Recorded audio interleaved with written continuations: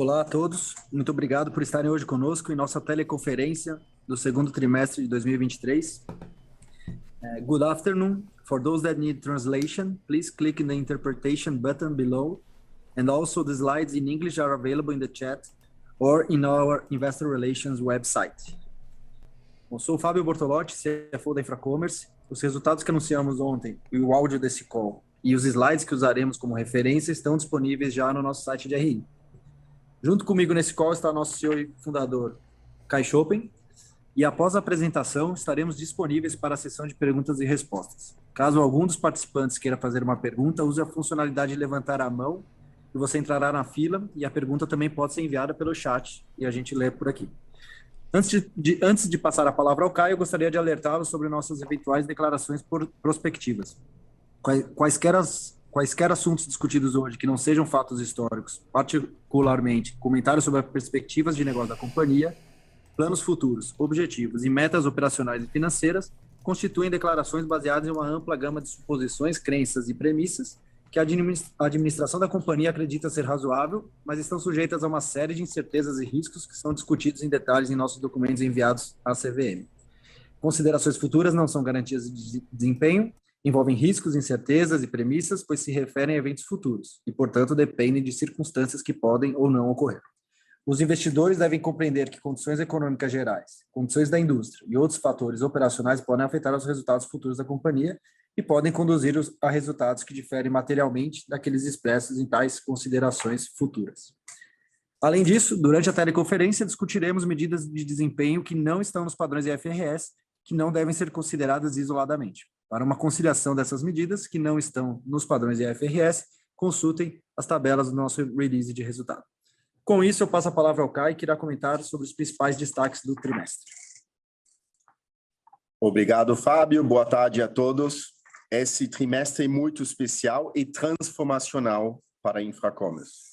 Nosso resultado mostra a força da nossa proposta de valor no Brasil e no restante da América Latina. Além de uma capacidade da companhia de mudar o mindset para rentabilidade e geração de caixa sem sacrificar o crescimento. Estamos mais que on track com nosso compromisso de entregar um ano de forte geração de EBITDA com menores níveis de CAPEX, conforme divulgado ao guidance de mercado. Quero agradecer muito à equipe da Infracommerce, que nos últimos meses trabalhou duro para fazer o impossível virar possível, trabalhando eficiência, rentabilidade e crescimento ao mesmo tempo. Como vocês podem ver no slide número 5, nós crescemos a receita 36% nesse trimestre, compensando os efeitos da saída de parte de um cliente importante, como nós já comunicamos no passado. Consideramos isso uma grande conquista, principalmente já que o mercado de e-commerce e varejo em geral sofreu no segundo trimestre. Nosso EBITDA ajustado atingiu 53 milhões de reais, praticamente triplicando em comparação com o segundo trimestre de 2022, fruto do nosso trabalho de redução de despesas e ganhos de eficiência. A margem de EBITDA atingiu um patamar de 17,7%, mais que o dobro do mesmo período do ano anterior. Nosso GMV também teve crescimento para 4,3 bilhões, 40% acima do segundo trimestre de 2022.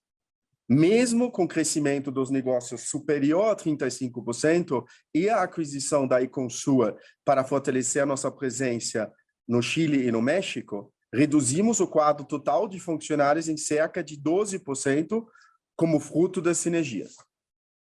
E, por fim, terminamos o trimestre com recorde de 758 clientes. Eu estou indo para a slide número 6. Nosso plano de ganho de rentabilidade e geração de caixa é uma agenda transformacional da Infracommerce. E depois de meses de trabalho duro, está começando a mostrar os primeiros resultados. Como explicamos na divulgação do primeiro trimestre, o objetivo do projeto era uma melhoria de geração de caixa de 120 a 140 milhões de reais anualizados. Desse valor, até final de junho, já realizamos 88 milhões, correspondente a mais ou menos 70%. Estamos confiantes para a realização do restante do valor igual prometido nos próximos meses. Mas, além disso, após a divulgação do primeiro trimestre, identificamos um potencial adicional de 36 milhões de reais anualizados em economias potenciais, que esperamos capturar no ano que vem, dado o timing de implementação. Dessa forma, o saving target potencial fica entre 156 a 166 milhões, dividido entre CAPEX e OPEX. No próximo slide, vocês vão ver o status do guidance. O Fábio vai comentar, na sequência, o detalhamento dos resultados financeiros do trimestre. Porém, no slide número 7, eu gostaria de destacar a tendência de transformação da companhia e o status da entrega até hoje dos indicadores do guidance divulgado ao mercado.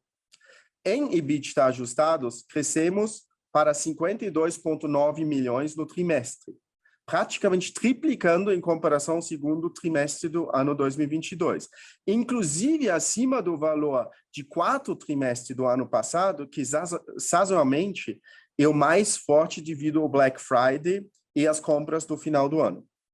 Continuamos reduzindo o CAPEX com a repriorização dos nossos investimentos, alcançando 29,5 milhões de reais no trimestre.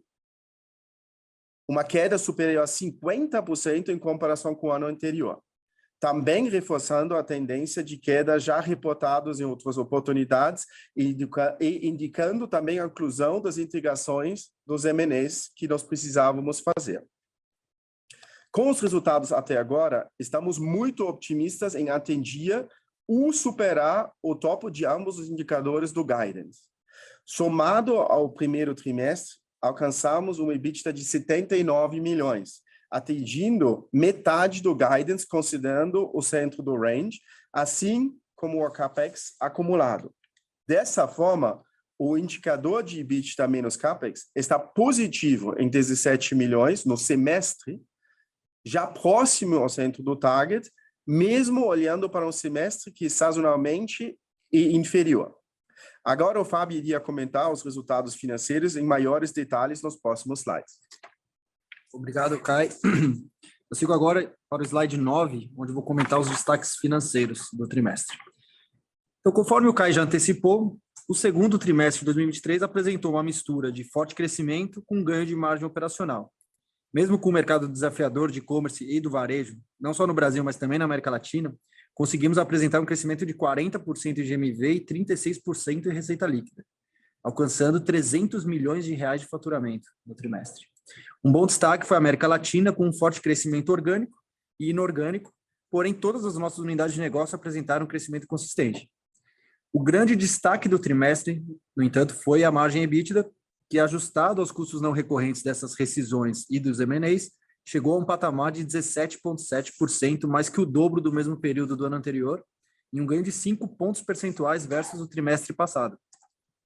Muito importante notar o mindset da equipe da liderança em continuar buscando sinergias e redução de despesas, como parte do escopo do projeto já mencionado anteriormente pelo Caio. Indo agora para o slide 10, o SG&A sobre receita líquida, descontando os efeitos de depreciação, melhorou em 8 pontos percentuais, indo de 47,5% no segundo trimestre do ano passado para 39,5% no segundo trimestre desse ano. O CAPEX, como o Kai já mencionou, continua em redução, com mais de 50% de queda versus o valor investido no mesmo trimestre do ano passado, refletindo, né, o final aí das integrações dos M&As que a gente já vinha antecipando. Mas além do ganho de SG&A, também tivemos melhoria de margem bruta, que em conjunto resultaram num ganho de 9,2 pontos percentuais na margem EBITDA ajustada nesse trimestre. No slide 11, ajustamos o lucro líquido para as despesas não recorrentes de M&A e essas rescisões, e também a amortização de mais-valia do M&A, que é um efeito não caixa no nosso P&L. Mesmo não tendo um resultado completo de grande parte do projeto break-even, uma vez que as reduções de quadro foram efetivadas só em maio, já vemos que o nosso prejuízo foi inferior, inclusive às despesas financeiras bancárias de 30,8 milhões no período. E dado isso, considerando só o último mês desse trimestre, esses valores ficam ainda mais próximos do break-even total, que é o que estamos buscando de forma muito comprometida. Uma futura redução consistente da taxa de juros também teria um impacto significativo nesse nosso indicador. Agora vamos para o slide 12, onde a gente detalha os nossos investimentos. O nosso CAPEX se divide basicamente em infraestrutura, logística e tecnologia, sendo que esse último que concentra boa parte dos recursos, uma vez que a nossa estrutura logística não exige um CAPEX elevado. Como o avanço das integrações dos M&As já aconteceu, o CAPEX caiu mais de 50%, né, para 30 milhões de reais no segundo trimestre. E a queda mais expressiva nesse trimestre foi exatamente no CAPEX de infraestrutura, uma vez que ano passado tivemos investimentos altos para consolidar os CDs dos M&As, que não se repetirão mais na mesma proporção, conforme também adiantamos já no nosso Investors Day. No slide 13, temos a visão do caixa e também da dívida líquida. No segundo trimestre de 2023, a Infracommerce se encerrou com uma posição de caixa de 226 milhões de reais, com redução em relação ao trimestre anterior, porém com pouca variação da dívida líquida. Apesar do crescimento grande na dívida líquida que a gente reportou no trimestre passado em função da sazonalidade, já nesse trimestre tivemos um crescimento inferior a 5%, no valor de 17 milhões de reais, que basicamente é o que a gente também reduziu de compromissos de M&A na mesma proporção. Cabe lembrar que o segundo trimestre não capturou 100% das reduções, como já falamos, pois grande parte delas se iniciaram em maio, e o trimestre também contou com altos custos de rescisão de desligamentos e de contratos. Além da racionalização de custos, despesas e investimentos, também estamos implementando diversas iniciativas para a otimização do capital de giro. Ações que devem somar incremento de geração de caixa operacional perene para a companhia. Em adição ao caixa da companhia, temos também um saldo de créditos e depósitos fiscais a recuperar, um saldo líquido, de 125 milhões, que estamos focados em monetizar ao longo dos próximos trimestres. E com isso, agora eu retorno a palavra ao Caio. Obrigado, Boto. Por fim, no slide número 14, ressaltamos os principais pontos abordados.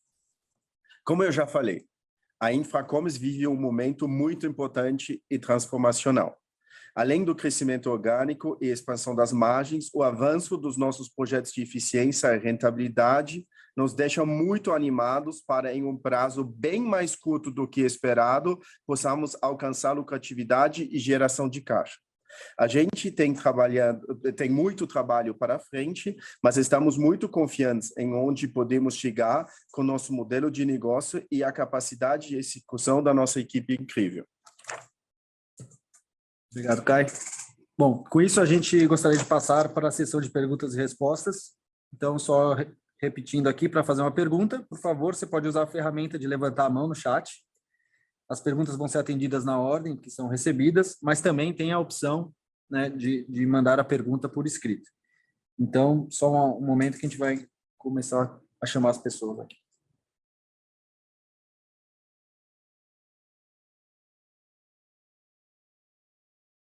A primeira pergunta da Gabriela Moraes, do Itaú BBA.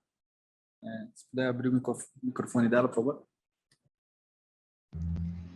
Boa tarde, pessoal. Estão me ouvindo? Muito Sim, bem. boa tarde. Boa, obrigada por pegar nossa pergunta e também parabéns pelos resultados. Aqui do nosso lado a gente tem duas perguntas, tá? A primeira delas é com relação ao crescimento, principalmente no Brasil. A gente entende que o cenário macro ainda está super desafiador para o e-commerce aqui na região, mas eu queria entender um pouco das perspectivas de vocês da recuperação do setor aqui no país, olhando para frente. E a segunda pergunta é em relação ao guidance, né? Eu entendo que lá atrás vocês comentaram que esse guidance ainda não incluía a questão dos M&As, então a gente queria entender agora com a consolidação da Econsur e também com essa nova estratégia de savings da companhia, se eventualmente a gente poderia ver algum tipo de upside para esse guidance olhando para frente. É isso do nosso lado. Obrigada, pessoal. Perfeito. Então, eu vou pegar a primeira parte da pergunta. Obrigado pelas provocações, ambos muito bons. E o Boto vai pegar a segunda, tá? Falando um pouco sobre o setor de varejo e e-commerce, acho que tradicionalmente quando os juros ficam altos, né, o varejo sofre um pouco mais, e acho que a gente ainda está vivendo um pouco também a ressaca pós-Covid, porque no final das contas os coms ainda estão um pouco em comparação com uma época onde as lojas físicas estavam fechadas ou parcialmente fechadas. Então, eu sou bastante otimista para o crescimento de e-commerce em geral. A gente vai via começando durante esse ano, na minha opinião, o e-commerce voltar para crescer, e se alguém desenharia uma linha do crescimento do mercado de e-commerce, acho que talvez seria uma linha razoavelmente reto subindo com um pico acelerando pelo e-commerce, que depois reencontra em forma de uma queda com essa mega tendência que é muito mais linear. Então, tudo isso para falar, eu sou otimista para e-commerce do Brasil, e a gente só precisa swapar fora essa aceleração artificial que a gente tem nos finais agora do impacto do Covid. Para a América Latina, a gente está vendo um crescimento superior ao Brasil em praticamente todos os países, mesmo na Argentina, por exemplo, simplesmente porque eles estão 2, 3, 4 anos atrás da gente. Então, tem muito mais potencial de pessoas para entrar no mercado. Especificamente para Infracommerce, a gente atua em um segmento de direct to consumer, certo? A gente opera os sites do e-commerce de indústrias. Então, a gente é um agente de digitalização e de desintermediação da cadeia de suprimentos. E em momentos de juros altos, em momentos de inflação, onde as margens estão sendo compactados, ou no mínimo pressionados, esse direct to consumer, essa desintermediação é o canal tradicionalmente mais lucrativo. Então, se você consegue turbinar a venda dentro desse canal, você consegue offsetar parte desse efeito de pressão de margens. Então, nosso modelo de negócio, tanto no Brasil quanto na América Latina, está vivendo um momento super bom, porque é uma solução para um problema macroeconômico, além de direct to consumer ser uma mega tendência. Então, esses dois efeitos se elimina um pouco, no sentido de a gente tem um mercado de e-commerce e varejo desafiador, mas a Infracommerce está em um segmento que está beneficiado pela essa tendência macroeconômica, e a gente continua fechando muitos clientes novos. Então, a soma dos três está dando esse crescimento que a gente conseguiu mostrar. Bom, sobre a pergunta do guidance, né? Então, de fato, o M&A não constava do guidance que a gente divulgou, porque foi, inclusive, pré-closing, né? E o que a gente adotou aqui? A gente está começando a integração, né? Inclusive, o programa de PMI lá na América Latina já está em curso, né? E a gente está querendo ter mais detalhes ali, né? De saber exatamente, né, essas sinergias versus também os investimentos que, às vezes, tem que fazer ali para capturar essas sinergias. Então, a gente decidiu conservadoramente em não alterar o guidance, mesmo a gente tendo um resultado muito bom, né, no caminho do guidance no primeiro semestre, que é historicamente inferior ao segundo semestre. Então, a gente decidiu, por hora, de conservadoramente não alterar esse guidance, e assim que tiver clareza, aí a gente pode tomar uma decisão ali de rever esses números.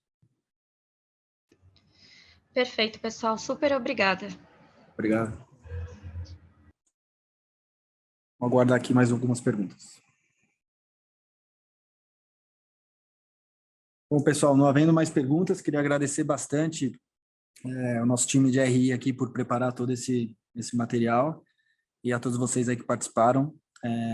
E a gente está, como sempre, né, à disposição para eventuais dúvidas ao longo do dia, ao longo das próximas semanas. Muito obrigado.